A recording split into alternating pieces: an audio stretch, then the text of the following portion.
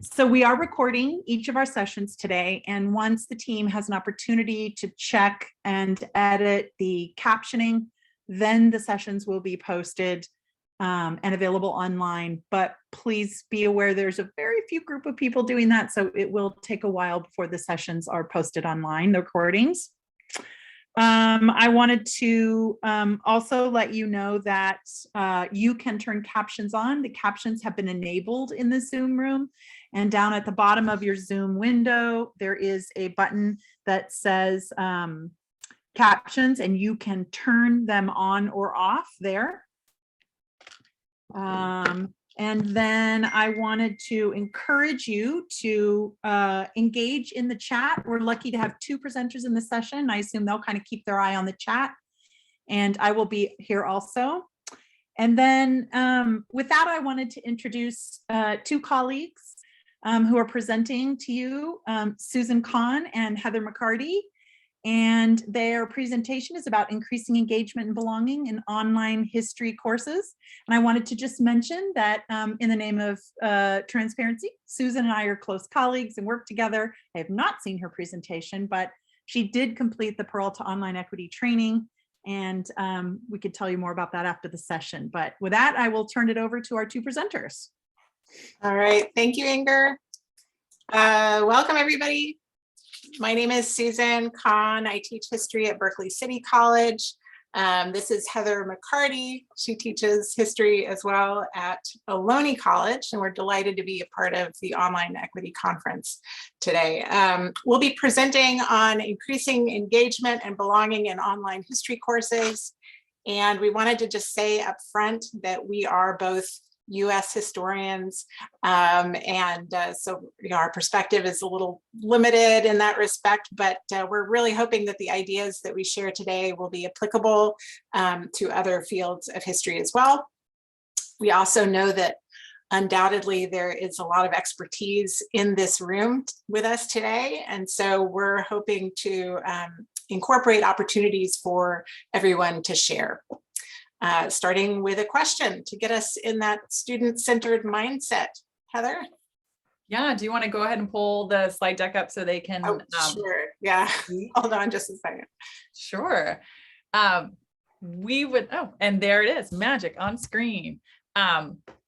We are hoping that you all can share with us what your students are, what expectations you think your students bring to an online history course.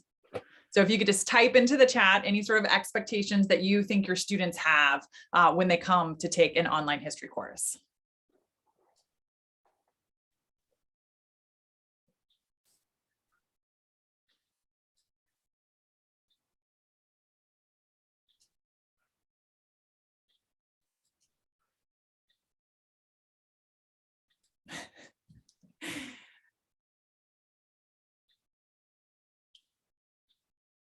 And Heather, I can't see what's in the chat. Yep, I can. So there, yeah, I can see what's coming in the chat. Yes, Inger, I think they expect to be bored is probably one that I think most history instructors have heard from our students at different points. Jeff, you shared context for what's happening today. Stacy, that they need a timeline. Inger, again, that they expect history to be all about men. Greg put in that they memorize facts and dates. I know that these are common commentary that we often hear from our students, that for them, they think about history as being about remembering names and dates instead of understanding, cause and effect and change over time, which are the things that make history fun, that it's interpretive. And a lot of times our students don't get that message. They come in with these kind of preconceived notions of what they're going to get in a history class. And unfortunately, oftentimes, a lot of them feel like that might actually be that they're going to be bored. What we're hoping to do today is that hopefully with your help and your great ideas as well, that we can all explore and collectively come up with ways to increase belonging and engagement in our online history courses, so that our students are coming in, as Jeff says, which is context for what's happening today. Not all of our students come in with that idea. And part of what we hope is that when you leave today, you'll leave with some strategies about how to shift our students into that mindset about seeing history as relevant and engaging. And I'll hand it off to Susan, who can walk us through our agenda for today. I will. First, I just wanted to say one more thing about expectations students come in with, because I've often heard my students who identify with a historically marginalized group saying specifically that they kind of dread US history classes because of this kind of relentless history of oppression and of their people being oppressed. And on the one hand, they of course understand that that's an unavoidable part of this history that needs to be front and center. But they also want to hear about, for example, Black people in positions of agency or just living their lives. And so I think we're kind of countering that expectation as well. And also the expectation that a women's history course taught by a white woman is going to be all about white middle-class women, and even the fear that they might encounter stereotypes in the class. So that's also something that we keep in mind when we're trying to create a more equitable, inclusive environment for a history class. Okay, taking a look at our overview slide here.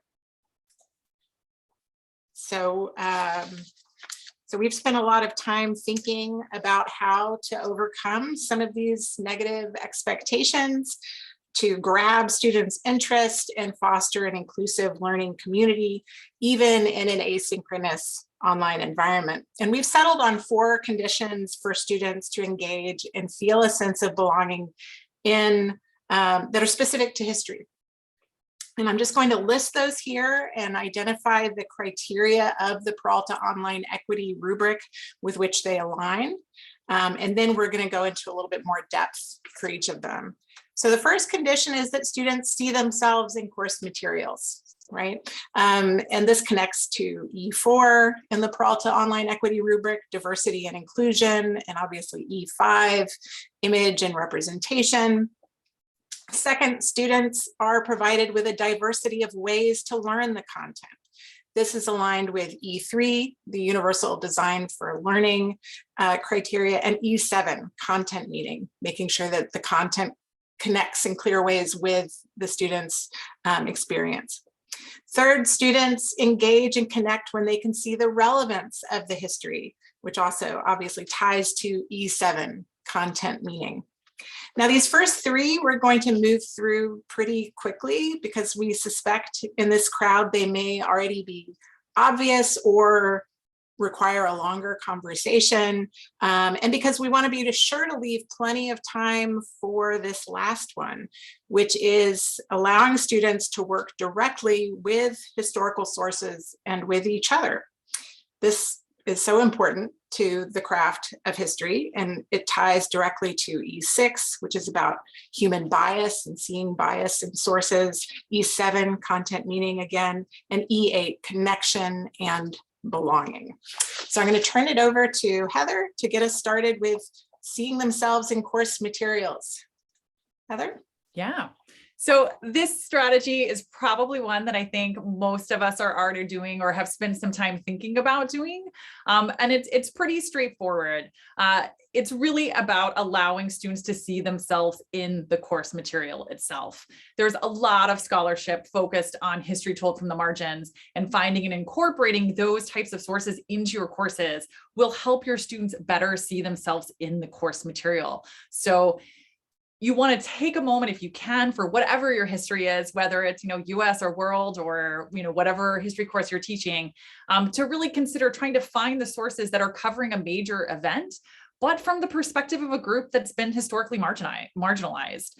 For example, you could teach about the flappers from the perspective of Mexican-American youth in Los Angeles, or you could teach about Japanese incarceration from the perspective of high school students in the camps. There's lots of ways to get at kind of major key historical events, but from different perspectives, and including those different perspectives allow students, a lot of our students who come from oftentimes historically marginalized groups, the opportunity to really see themselves and see in the actual master narrative and see how they fit into that. And then we also want to encourage you all to find images that reflect diversity so that the students look up in the classroom and they see themselves on the PowerPoint slides, and they see themselves in the course documentaries, or they're seeing themselves in the course reading, so that they can connect more to the material, and so that they're invested in it and really more willing to engage in it. It really helps to give them that sense of belonging in a history course, to really be able to see themselves and their families in that larger narrative. Thanks, Heather. We also think it's really important that students are provided with a diversity of ways to learn the content and to show their learning. Long lectures are not terribly effective, I would argue, in person, but online, they really don't capture student attention. In fact, studies indicate that students stop watching videos around the 6-minute mark. So we recommend limiting that talking head time to a brief overview of what they'll be doing in that module. And then instead using clips from, say, historical documentaries or films or audio files to cover that content that you might otherwise have covered in a recorded lecture. Universal design for learning principles also call for providing students with a variety of ways to demonstrate their learning, and ways that feel authentic or as close as possible to real life scenarios. We'll be showing you some examples of assessments like this. And the picture here of Afro-Puerto Rican folkways traditions is a reminder that history in other cultures has taken multiple forms, right? We don't need to feel limited to the historical essay as traditionally conceived, but can and should get creative with our assignments. Okay.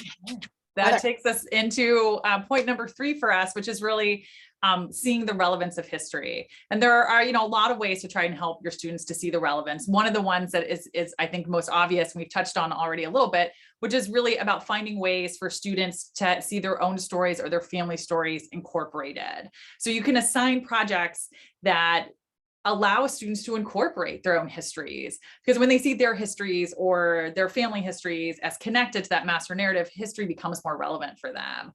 For example, I love to assign my students to complete an oral history with a family member or a community member, so that they not only get the opportunity to put on the tools and pretend to be a historian for the day, but to actually really come to understand that their history and their family's histories are actually history, and they are relevant, and they do have meaning, and it's a way to understand the past and our present as well. The other point that we want to emphasize is the importance of making connections between the past and the present explicitly.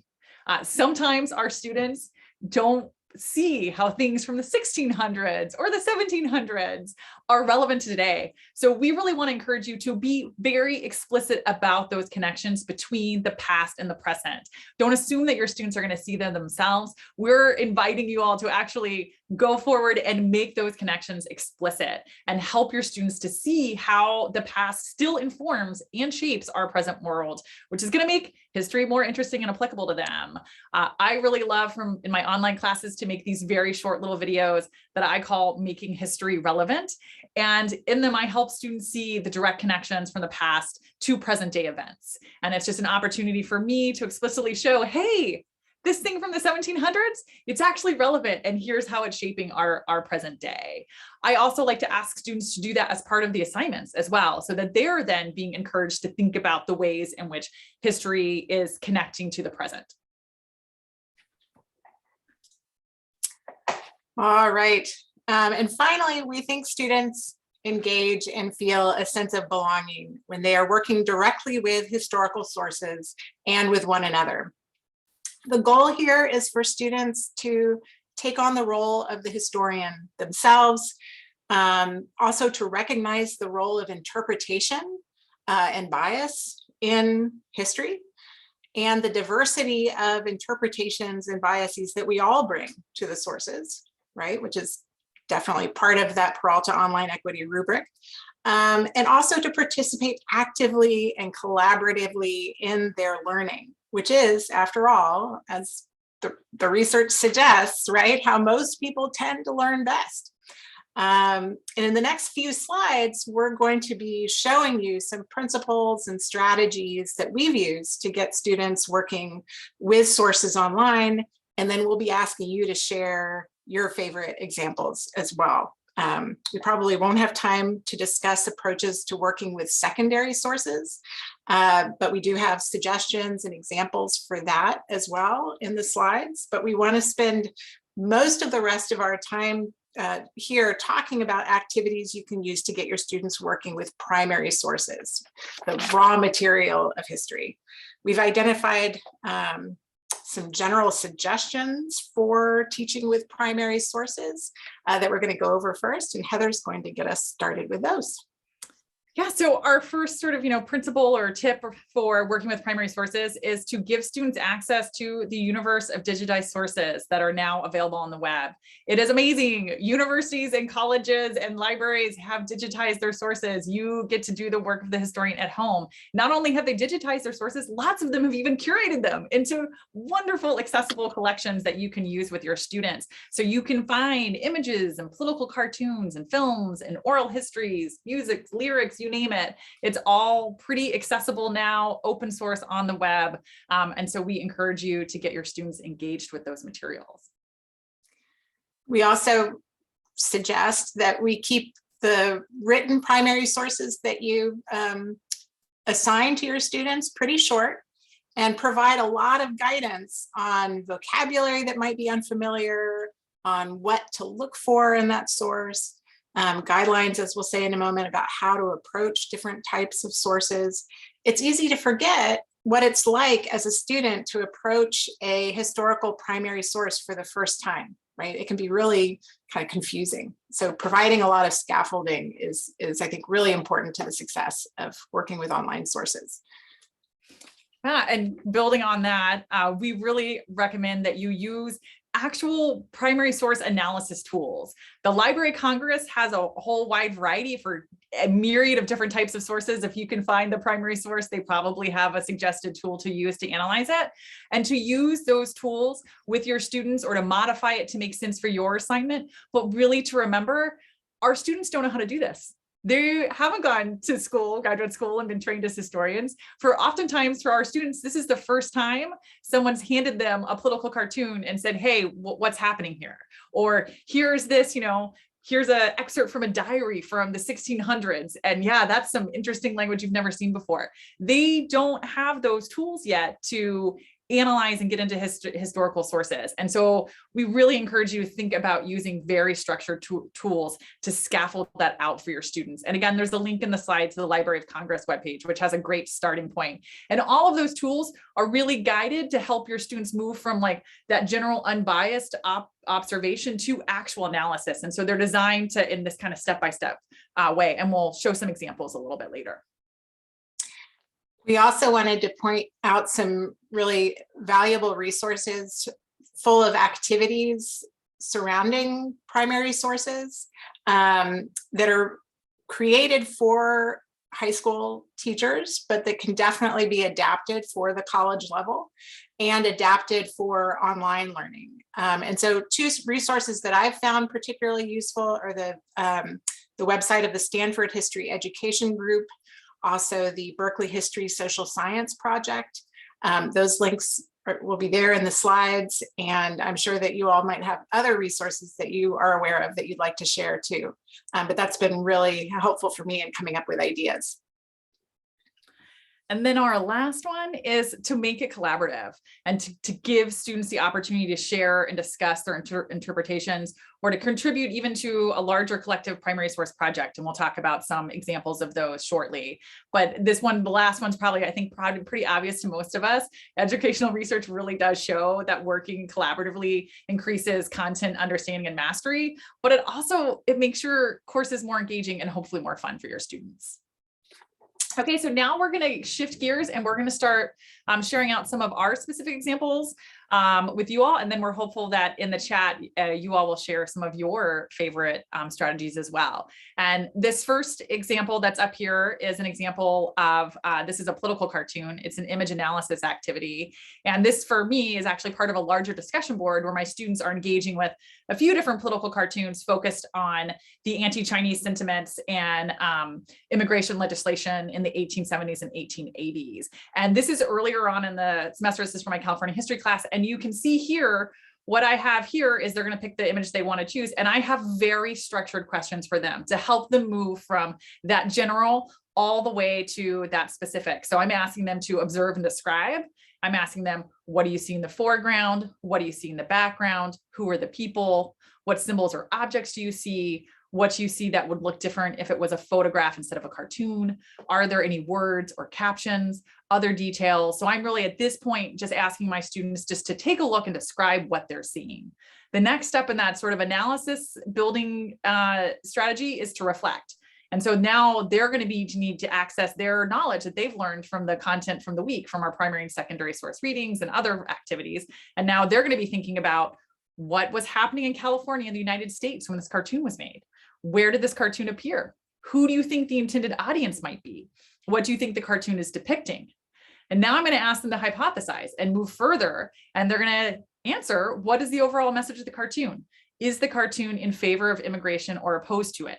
How do you know? Be certain to explain how the background context you learned from the readings combined with the content of the full cartoon led to your answer. So I'm really explicitly asking them to bring these materials together to make their own sort of speculation about what this cartoon overall message is really about. And then the last piece for me is I'm going to ask them to go even one step further beyond just analyzing the image. I'm asking them to think about what connections there might be to today. And so do you see any connections to how immigration was portrayed in the political cartoon that you selected to how immigration is portrayed today? And so this is part of a larger discussion board activity, and they'll be engaging with each other about this content. But this is a early on sort of example of that really structured, scaffolded image analysis. And you could do this with anything, with a political cartoon or a painting or a photograph.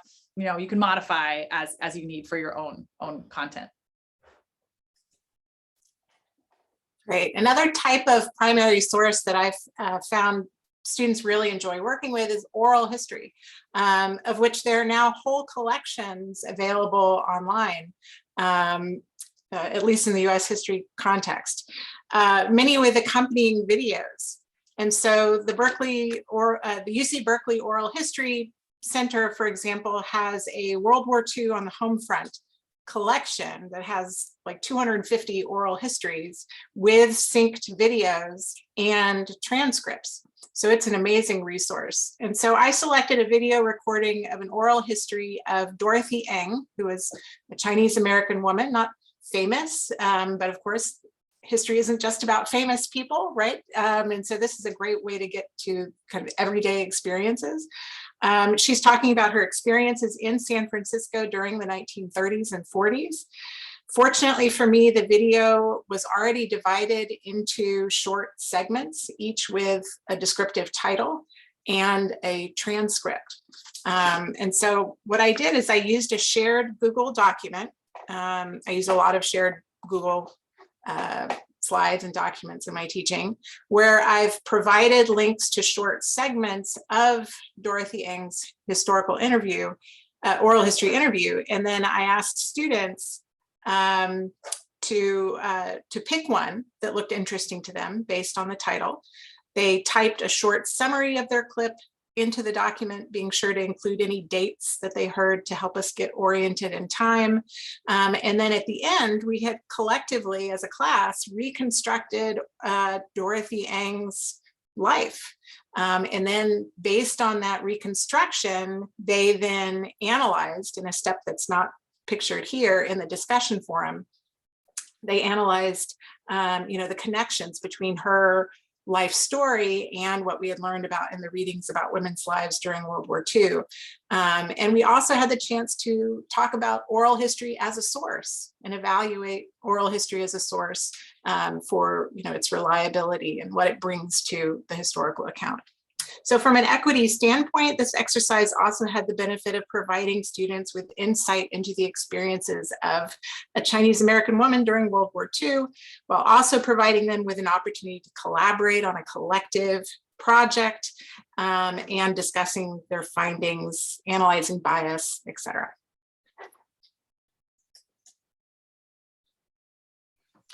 So this is an example of pairing conflicting primary sources together, which is one of my favorite activities to do with my students, because it really gets right at the heart of bias, and it really helps students pause and have to think about perspective and think about what are the motives of people when they're sharing historical information, and what's the source? Is there bias inherent with the types of source? Is the, all of those kinds of larger questions that we think about as a historian, it really allows my students to dig deep into those topics. So I love to pair conflicting primary sources. So same event, totally different perspectives. And for this assignment, they're given a short excerpt from Hannington is named Jesus, and he's portraying the Spanish, his experience with the mission system and the Spanish clergy and soldiers.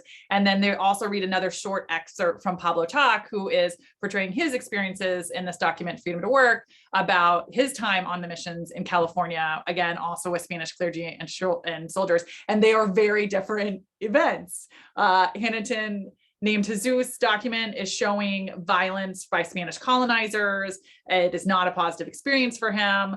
And it is a negative portrayal of the mission system, while Pablo Tak's is a very positive portrayal of the mission system. And so these two documents together allow my students to have to take a step back and think about, why are these two individuals experiencing the same system differently? Why might they be having different experiences? And so this activity is designed to first have them describe each one of the documents, the perspective. And then the last part of it is for them to think about why their portrayals of the mission and the Spanish colonizers were so different.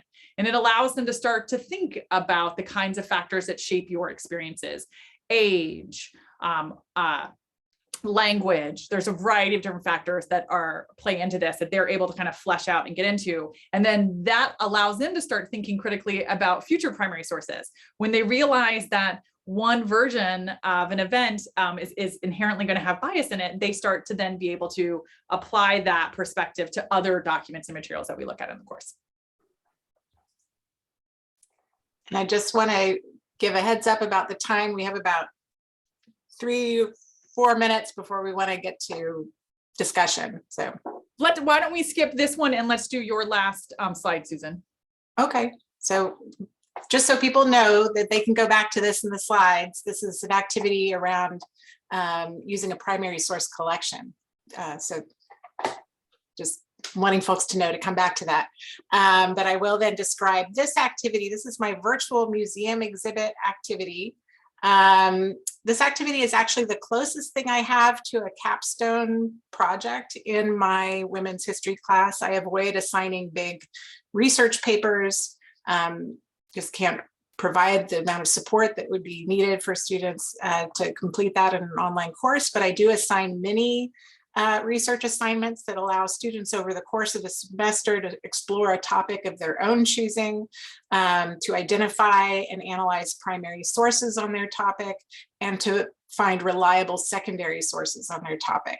And the final project is to create a class virtual museum exhibit in which they post a particularly illuminating primary source on their topic and provide a 2-paragraph caption. This is what it looks like in Padlet when it's all done.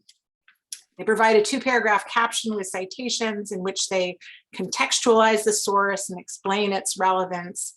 I use Padlet, as you can see here, as my virtual bulletin board. There are other tools that could also be used for this. And even the discussion forum in Canvas could be used for this, or whatever learning management system you're using. You just need to show students how to upload photos and videos. And one nice thing about Padlet is that I can then arrange the students' posts in chronological order using their timeline feature, which is kind of neat. So this activity has the advantage of getting students working with sources, giving them an authentic visual way to present their findings, and allowing for collaboration. And I ask students at the end for extra credit to quote unquote visit our museum exhibit and respond to a few of their fellow students' posts. Okay, so we would love to hear your ideas. We've shared some of ours, but we know there's a lot of expertise in this in this Zoom room today. And so we're hoping that you would take a few moments and share other online primary source activity ideas you have, or other online primary source resources. So if you have any favorite places you go to find online primary sources, or if you have other online primary source activity ideas, please share those in the chat and we can share them out. And we'll put them into the slide deck so that you can come back to the slides once you're out of this workshop, and you'll be able to see the suggestions that everyone made. So you'll take those with you. And I'll just add also, if people have any questions, feel free to ask those in the chat as well.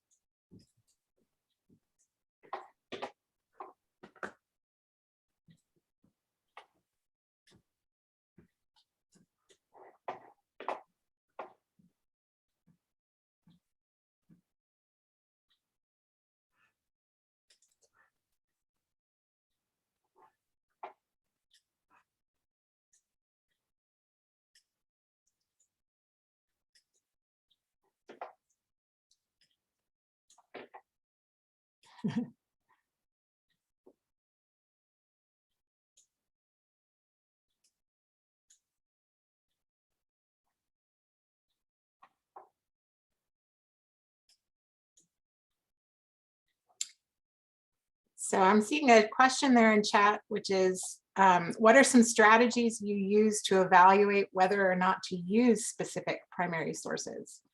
And that's a really good question. I often use primary source collections that have already been vetted by teachers. And there are a whole lot of teaching sites online where they've kind of culled together some really revealing primary sources. So that's one of the tricks I use, is to rely on my colleagues out there to identify, because you do want sources that have a lot of richness to them, right? And sometimes in getting students to go out and find their own primary sources, that's the challenge, is in helping guide them to find something that will be very revealing about their topic. And I don't know, other tips you have, Heather, in terms of deciding which sources to use? Anthologies, of course, of primary sources can be helpful in this way too, published anthologies. Yeah, I'm a big fan. I'm also a big fan of published anthologies as well. For me, if I'm looking at a source and I'm trying to determine if it's something I want to use, I like to pause and see. I like to think of it as the gasp test. Did it make me go, oh, was there something in that particular source that was surprising or shocking or resonated for me? And if it has that, if it's going to elicit that response from me, it increases the odds that it'll elicit the same response from my students, and I hope therefore get them more engaged. So that's one of the ways that I approach my sources. I also, the other thing that I like to use with primary sources is I oftentimes like to track down primary sources from secondary source articles that we're using. And so if I've excerpted a secondary source article, I like to sometimes try and find those actual primary sources that are used as evidence in the article, so I can give those to my students, so my students can think about how do historians interpret primary sources to make scholarly arguments. And then also, did they think the academic used this source in a way that was, relevant and accurate? So that's another thing that I like to do, is to try and use sources that connect directly to other readings.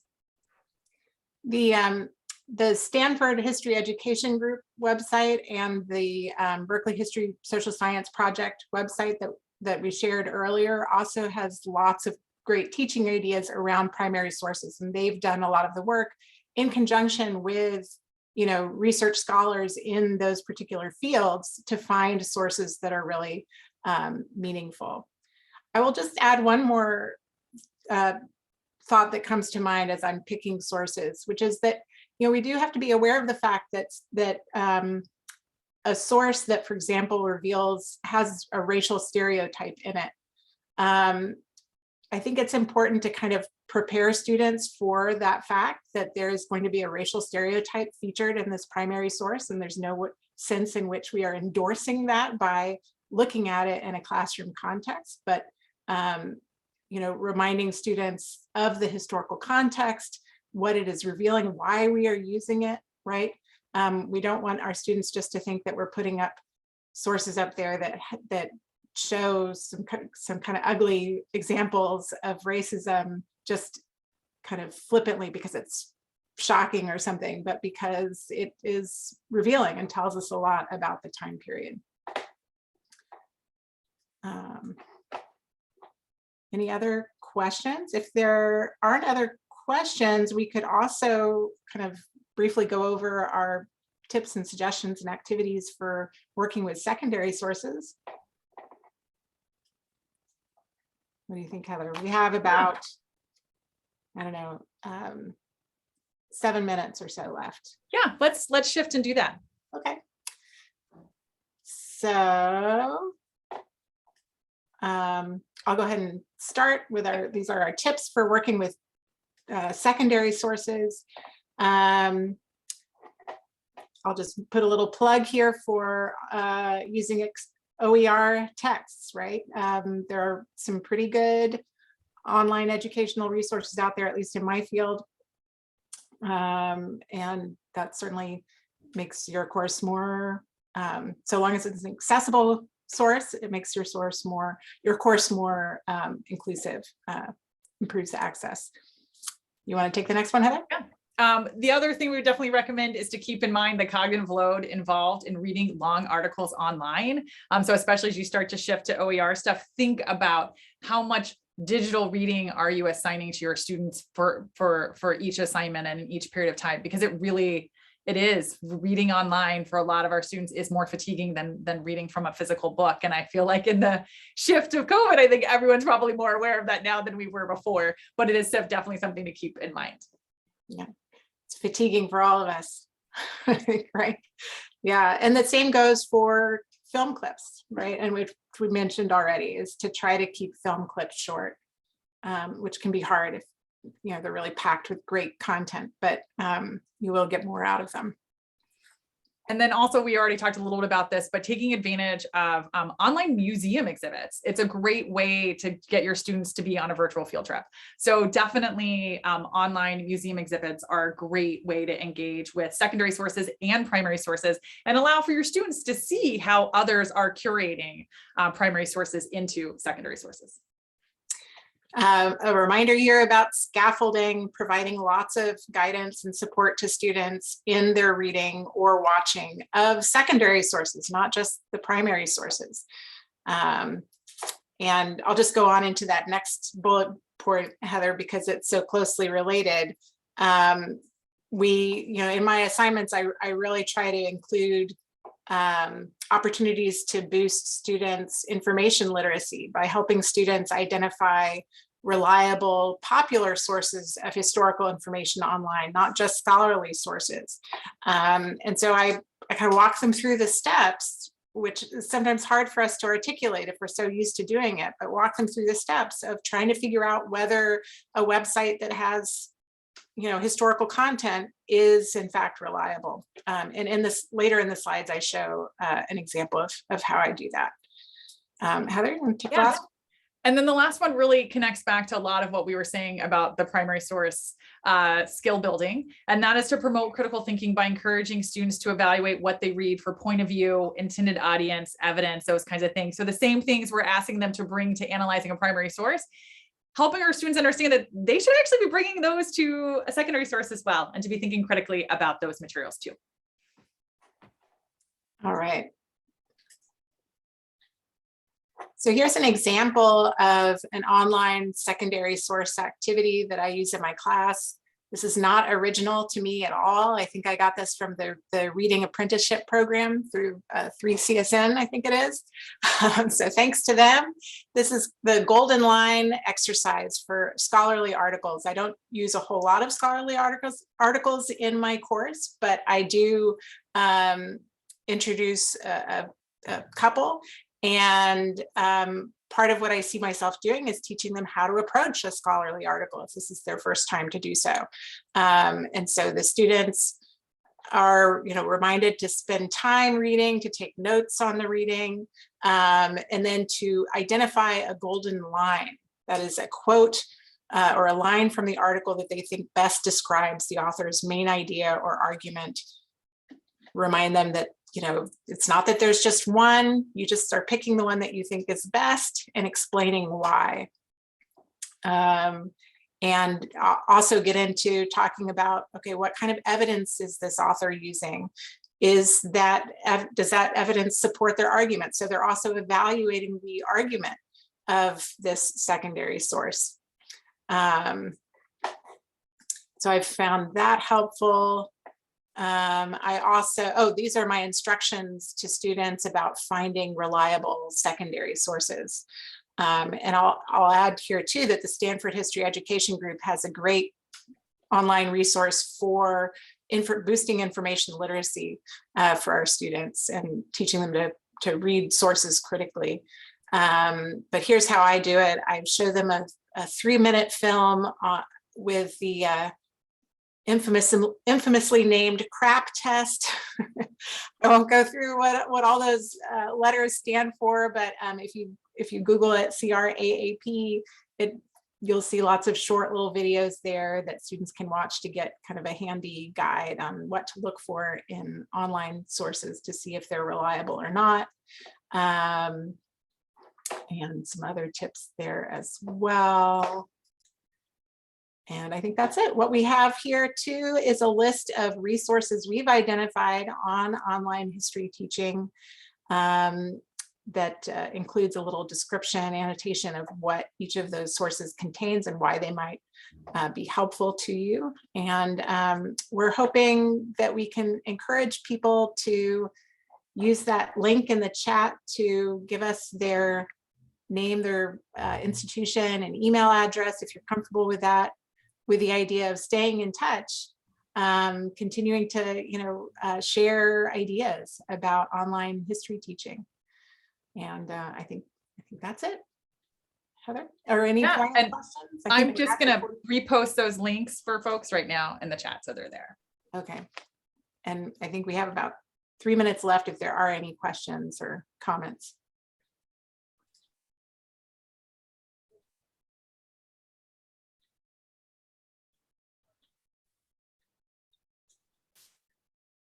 For those watching the recording, I'm putting the link to the Padlet for this session in the chat, and we'll make sure that it's linked from the website so that we can continue the conversation asynchronously. And I added the links to the contact sheet and the slides on that as well. Great. Thank you. Yeah, thank you, Kevin. Susan, can I make a shameless pitch for participants to know, for you to make a shameless pitch, just a tiny one about Peralta's online equity training and the rubric, and if that did or did not impact your and Heather's course redesign about the things you talked about? Sure. Yeah, I had the good fortune of taking the online equity training while I was first building my U.S. women's history course. So it was definitely shaped by that experience. And I'm just thinking of conversations I had with Kevin Kelly, who was the instructor, at least at the time. I don't know if Kevin is still the instructor, but he was really encouraging me to think beyond my kind of ingrained boundaries of what goes into a history course, pointing out, take a look at these, women's history museums online that you could be accessing. And what about using, this, teaching the witch trials in a kind of collaborative, almost role-playing kind of way. You know, he was really like encouraging me to think about universal design for learning and how that applied to my course. And so, yeah, I absolutely recommend the training as a way to, you know, build your course, especially from the ground up, because it's easier to do that than to kind of revise something you already have. But either way, you will come away with a lot of really eye-opening ideas to incorporate into your course. And for those of you, I just put in the chat a link to the webpage that talks a little bit about the Peralta Online Equity Initiative and the rubric. That is what the training's about. The training right now is offered in various places, but the rubric is available to everybody and all and can guide course redesign and stuff. So I just put that link in the chat. Susan and Heather, maybe stop sharing so people can see your giant pictures of you as we part. And I just want to say thank you so much. I put in the chat that I want to take your history classes. I'm the one who, when you said, what do people expect boring? Like history, I probably would have studied history if you had been my teachers back when I took history in college. That's so kind of you to say. And I also love that you've given us really specific practical things that folks can do in history classes. But I would also say, for anyone who's here who isn't a history instructor, I'm a sociologist. I was making notes about all these things that's very applicable to political science or sociology or even STEM. I mean, a lot of what you've said could be applied almost anywhere. So thank you. Thank you so much. You're welcome. We hope that it was helpful to people and that it is translate beyond just the discipline of history. Yeah. Yes. Yeah. Thank you for this opportunity. Yes. Okay. So for participants, I want to thank you also for coming today and sharing this moment and learning with us. To remind you that the sessions go on all day. There are 3 every hour for the rest of the afternoon up until 4. There's 2 sessions. I'm going to have Susan, I'm going to see if I can remove hosting. Also, I'm going to turn the recording off.